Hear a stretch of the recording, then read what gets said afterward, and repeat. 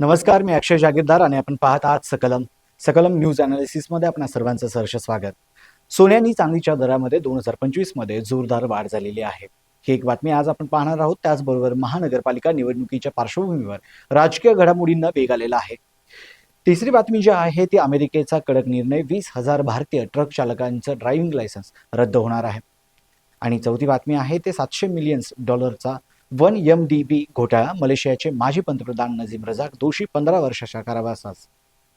आजच्या काही महत्त्वपूर्ण बातम्या आणि त्याचं सविस्तर विश्लेषण आपण आजच्या सकलम न्यूज अनालिसिस मध्ये पाहणार आहोत.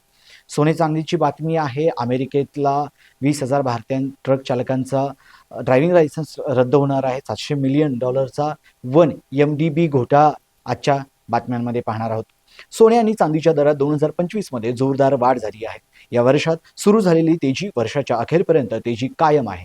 सोने आणि चांदीच्या दरातील तेजीमुळे गुंतवणूकदारांना परतावा मिळाला आहे.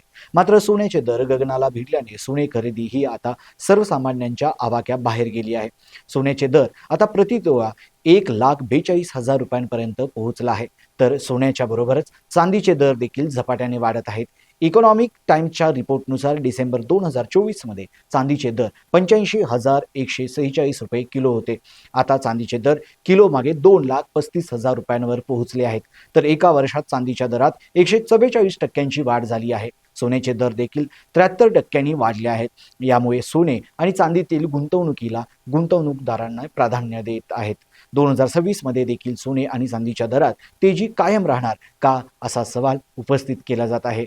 IBGHचे अध्यक्ष पृथ्वीराज कोठारी यांच्या अंदाजानुसार येत्या काळात सोने 1,50,000 ते 1,65,000 रुपयांपर्यंत पोहोचू शकतं.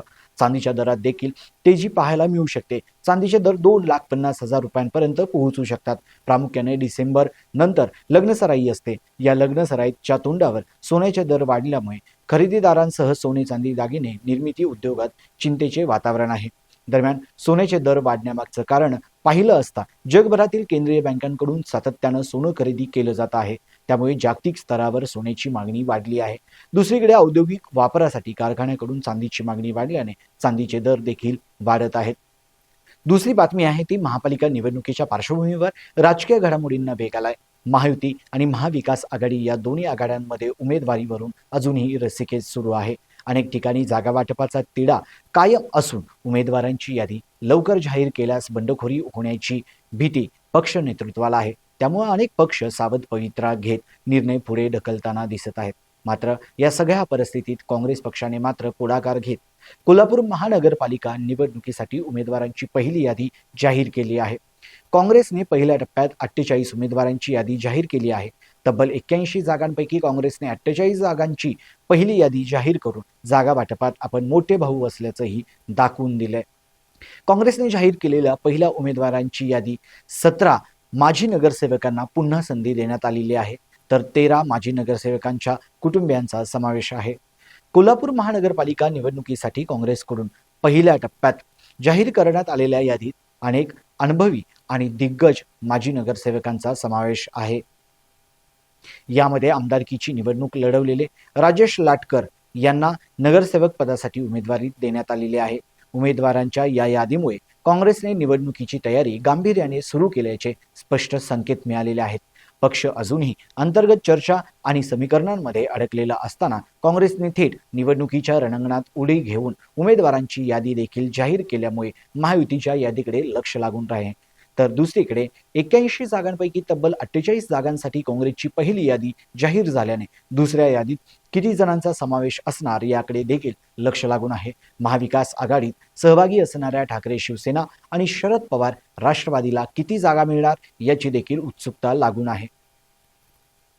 यानंतरची बातमी आहे नाताळ सणानिमित्त भाजपने दिलेल्या एका जाहिरातीत महाराष्ट्राचे आराध्य दैवत गणपती बाप्पांना सांताक्लॉजच्या रूपात दाखवल्याने मोठा वाद निर्माण झालाय. यावरून काँग्रेस आमदार सतेज पाटील यांनी भाजपवर बोचरी टीका केली आहे. सतेज पाटील यांनी याबाबत ट्विट केले आहे. निवडणुकांसाठी हिंदुत्वाचा अजेंडा राबवणाऱ्या भाजपने हिंदूंच्या धार्मिक भावनांशी केलेला हा खेळ अत्यंत निषेधार्थ असल्याचे सांगत आमदार पाटील यांनी यावरून हिंदुत्ववादी म्हणणाऱ्या भाजपला घेरण्याचा प्रयत्न केलाय. स्वतःला हिंदू संस्कृतीचे रक्षक म्हणून घेणाऱ्या भाजप सरकारचा खरा चेहरा हा दुटप्पीपणातून समोर आलाय, अशी टीकाही आमदार सतेज पाटील यांनी केलेली आहे. मात्र सतेज पाटील यांच्या हिंदुत्वाच्या या टीकेवर भाजप नेत्यांकडून काय प्रतिक्रिया येणार याकडे आता लक्ष लागून आहे. यानंतरची बातमी आंतरराष्ट्रीय बातमी आहे. अमेरिकेतील कॅलिफोर्निया राज्यात सुमारे 20 ते 21 हजार भारतीय विशेषतः पंजाबी शीख स्थलांतरित ट्रक चालकांचे व्यावसायिक ड्रायव्हिंग लायसन्स CDL रद्द करण्यात आल्याने मोठा वाद निर्माण झाला आहे. कॅलिफोर्नियात मोटार वाहन विभागाने DMV फेडरल ऑडिट नंतर ही कारवाई करत परवान्याची मुदत अमेरिकेत कायदेशीर वास्तव्याच्या कालावधीपेक्षा जास्त असल्याचा ठपका ठेवला आहे. मात्र चालकांचा आरोप आहे की ही चूक स्वतः DMVच्या नोंदीमधील असून त्यांची शिक्षा चालकांना दिली जात आहे.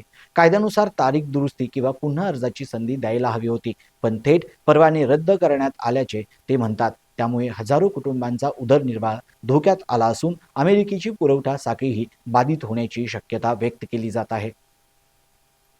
या निर्णयाविरुद्ध शीख कोलिशन आणि एशियन लॉ कॉकस यांनी न्यायालयात याचिका दाखल केली आहे. दुसरीकडे अलीकडे भीषण अपघातानंतर ट्रम्प प्रशासनाने स्थलांतरित चालकांबाबत कडक भूमिका घेतल्याने राज्यांवर दबाव वाढला आहे. याच पार्श्वभूमीवर कॅलिफोर्नियात 30 भारतीय ट्रक चालकांना अटक करण्यात आली असून अमेरिकेतील स्थलांतरित ट्रक चालकांपुढे रोजगार आणि अस्तित्वाचा गंभीर प्रश्न उभा राहिला आहे.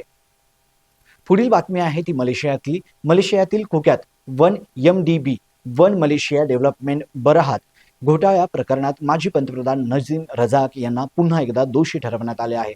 सुमारे $700 मिलियन 70 कोटी सरकार निधीचा गैरव्यवहाराशी संबंधित या प्रकरणात नजीब रजाक यांच्यावर सत्तेचा गैरवापर आणि मनी लॉन्ड्रिंगचा गंभीर आरोप सिद्ध झालेला आहे. न्यायालयाने त्यांना 15 वर्षाचा कारावास आणि तब्बल $2.82 अब्ज म्हणजेच सुमारे 2.53 लाख कोटी रुपये दंड ठोठावला आहे. यापूर्वी ते अशाच एका प्रकरणात शिक्षा भोगत आहेत. 1MDB स्कॅम नेमका काय आहे तर 1MDB हा मलेशियाचा सरकारी गुंतवणूक निधी असून 2009 मध्ये देशाच्या आर्थिक विकासासाठी त्याची स्थापना करण्यात आली होती. मात्र या निधीतून अब्जावधी डॉलर्सची रक्कम बनावट कंपन्या, बेकायदेशीर व्यवहार आणि वैयक्तिक खात्यांमध्ये वळवण्यात आली. या पैशांचा वापर आलिशान मालमत्ता, लक्झरी वस्तू आणि राजकीय हितसंबंधासाठी झाल्याचे तपासात उघड झाले. हा घोटाळा केवळ मलेशियापुरता मर्यादित न राहता अमेरिका, सिंगापूर, स्वित्झर्लंडसह अनेक देशातील आर्थिक संस्थांपर्यंत पोहोचला. त्यामुळे 1MDB प्रकरणाला जगातील सर्वात मोठ्या आर्थिक घोटाळ्यांपैकी एक मानली जाते. नजीब रजाक यांना झालेली शिक्षा ही भ्रष्टाचाराविरोधातील कारवाईचं महत्त्वपूर्ण उदाहरण मानली जात आहे. या होत्या आजच्या महत्त्वपूर्ण बातम्या आणि त्याचं सविस्तर विश्लेषण. आजच्या भागामध्ये आपण इथेच थांबूया. पाहत राहा सकलम. धन्यवाद.